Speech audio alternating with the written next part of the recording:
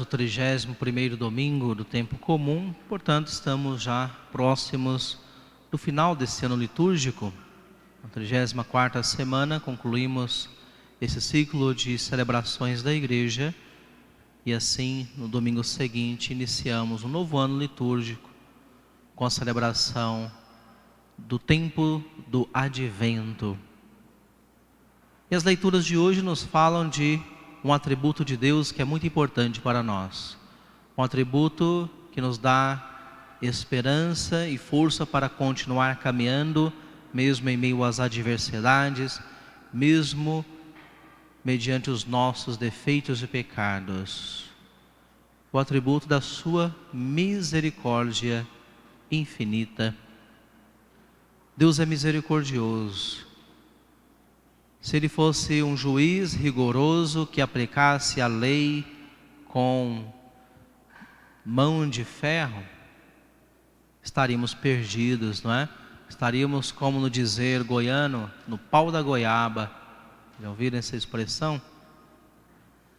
Estaríamos no pau da goiaba, literalmente.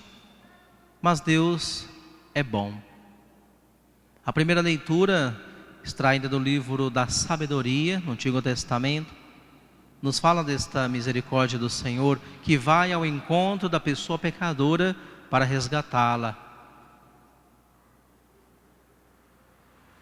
O livro da Sabedoria, na leitura que nós ouvimos, diz, que o Senhor fecha os olhos para os pecados dos homens, para que se arrependam. Uma expressão muito bonita. Deus fecha os olhos para os nossos pecados, mas não porque Ele quer ser conivente com o pecado, não porque Ele quer ser conivente com o erro. Ele sim tem misericórdia, mas ao mesmo tempo nos chama ao arrependimento. Ele fecha os olhos para os pecados dos homens para que se arrependam. Por isso nessa leitura mais adiante vai dizer justamente que Deus, sim, Ele é misericórdia, Ele tem compaixão de nós, mas aqueles que erram, Ele repreende para que se convertam. O que Deus quer é a nossa conversão. E sabendo que nós somos pouca coisa, sabendo que nós somos pó, que somos miseráveis e pecadores, Ele então nos dá muitas oportunidades para que nos arrependamos. E seguindo assim então a meditação das leituras deste domingo, chegamos ao Salmo responsorial, que vai elencar várias virtudes de Deus, todas elas relacionadas com a sua misericórdia divina. Olha só o que Deus diz, através do rei e profeta Davi, nos Salmos. No versículo 8 e 9, versículos 8 e 9 do Salmo 144. Misericórdia e piedade é o Senhor. Aqui já vão duas virtudes, Primeira, a mais importante delas vem em primeiro lugar, misericórdia. Deus é misericórdia. Deus é piedade. Deus é amor, é paciência, é compaixão, é bom e tem ternura. 7 atributos de Deus nos traz o rei Davi. Tudo isso é Deus: misericórdia, piedade, amor, paciência, compaixão, bondade e ternura. É assim que Deus é, e é assim que Deus age com todos nós. Chegando então ao Evangelho, nós vemos como que Deus na prática aplica estas virtudes, esses atributos, para resgatar um pecador concreto, não é? As leituras começam do mais geral para o mais concreto. Então temos a pessoa de Zaqueu, que era um homem muito pecador, um homem que era chefe de cobradores de impostos e, portanto, como nós sabemos, o contexto social e religioso do judaísmo do tempo de Jesus, ele era declarado publicamente como publicano, pecador público. Por quê? Porque ele servia ao Estado que oprimia os judeus. Naquela época, naquele então, não é? Toda a Terra Santa era dominada pelo Império Romano, que eram pagãos. Impuseram ali o governo à força.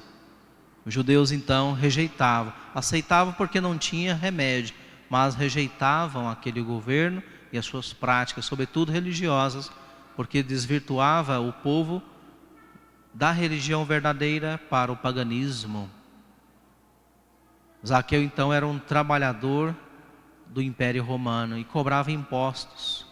Como nós sabemos pela prática dos romanos, eles incitavam os cobradores de impostos a que fossem gananciosos, para que pudessem arrecadar muito dinheiro do povo e então enriquecer, aumentar os cofres dos romanos. E, como consequência, o cobrador também ficava rico. Zaqueu era então um homem que explorava o seu povo, que traía os princípios religiosos do seu povo. Mas, como Jesus age para com ele? De maneira implacável, jogando em sua cara os seus pecados, os seus crimes. Se Jesus fizesse isso, estaria fazendo algo verdadeiro, porque aquele homem era mesmo criminoso, pecador, bandido, ladrão. Mas Jesus o acolhe, não é? E então Zaqueu, que era baixinho, né? Acho que os baixinhos devem sofrer bastante nessas horas que chega uma pessoa famosa, não é? Então tem aglomeração, então o baixinho fica lá querendo ver, né? Eu não passo por isso, graças a Deus, porque, né, tenho assim um tamanho bastante considerável, mas eu fico imaginando os baixinhos sofrendo, querendo ver, né, lá na frente. Então estava lá Zaqueu. Então ele teve uma bela ideia, subiu na figueira para ver Jesus. Então o Senhor, ao invés de repreendê-lo, o chamou, e chamou pelo nome. Isso é impressionante, né? Não há constância que Jesus conhecera Zaqueu antes, mas Ele conhece a cada um de nós pelo nome. Ele é Deus Todo-Poderoso, que tudo pode. Chama Zaqueu, e entre tantas pessoas ali admiradoras de Jesus, que estariam honradas em receber o Senhor em sua casa, Jesus dá o privilégio justamente para aquele mais pecador entre todos. Zaqueu desce, eu quero ficar hospedado na sua casa. Ele desce depressa, com alegria, e recebe o Senhor. Esta é a forma concreta com a qual Deus nos trata. Ele nem precisa fazer grandes discursos. Jesus não fez nenhum discurso para Zaqueu, não é? Ele o trata com misericórdia, com humanidade. E então imediatamente aquele homem se abre para a conversão. E em sua casa Zaqueu então faz os seus bons propósitos. Senhor, se eu defraudei alguém, restituirei 4 vezes mais. Aqui ele não estava completamente convertido, que estava sendo hipócrita. É claro que ele tinha defraudado muita gente. Ele sabia, né? Se eu defraudei, não, se não, você é um bandido, safado, né? Mas não, a conversão é um processo. E Jesus aceita aquele primeiro propósito, ainda que imperfeito. Se eu defraudei alguém, restituirei. E além disso, darei a metade dos meus bens para os pobres. Jesus então declara: hoje a salvação entrou nesta casa. Irmãos e irmãs, esse evangelho serve para nós também, não só para contemplar, não só para admirar a conversão de Zaqueu, mas para que nós, pessoalmente, nos coloquemos nesta situação, façamos uma meditação pessoal, troquemos o nome de Zaqueu, coloquemos o nosso nome, nos coloquemos com a nossa imaginação, com a nossa oração, naquela cena do evangelho, nos coloquemos diante de Jesus, Jesus que nos convida a vir à nossa casa, a entrar no nosso lar. Jesus quer entrar em comunhão conosco, quer habitar na nossa casa, quer entrar no nosso coração, na nossa mente, na nossa consciência.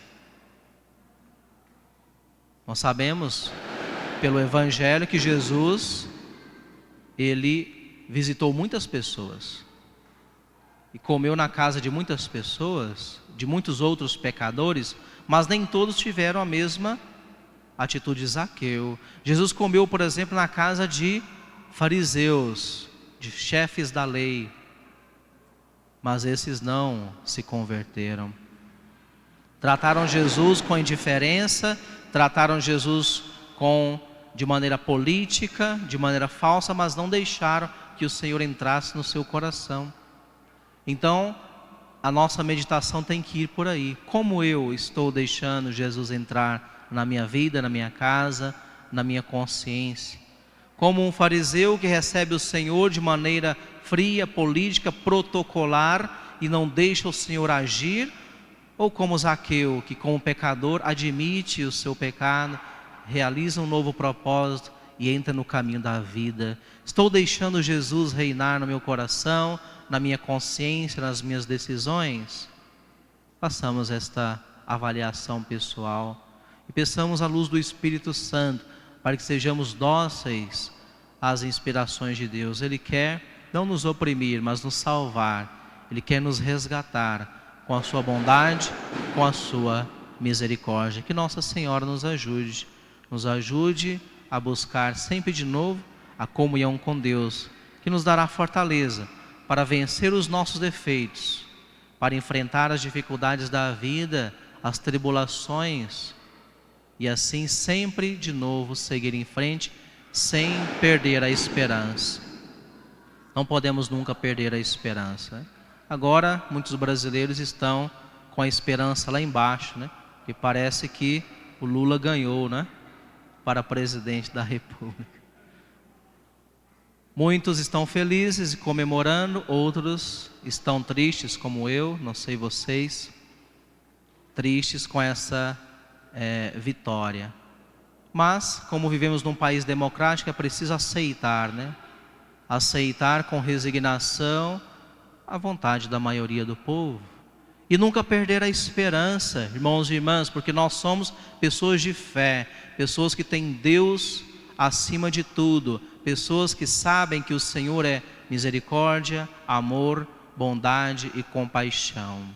Rezemos por todos os brasileiros e brasileiras, continuemos fazendo o bem, nunca revidemos com agressão, com maldade, com ódio, porque isso não é da nossa natureza cristã. Nós temos que seguir trabalhando para o bem, a fim de resgatar sempre de novo o bem também para o meio público, também para o meio político, mas sobretudo começando, como já meditamos antes, no nosso coração, deixando Jesus entrar na nossa casa, na nossa vida, na nossa alma, e assim tirar de nós bons propósitos que nos levarão para a salvação, para a vida, que não é aqui, a vida que nós buscamos é a vida eterna, a vida que dura para sempre. Creio em Deus Pai Todo-Poderoso,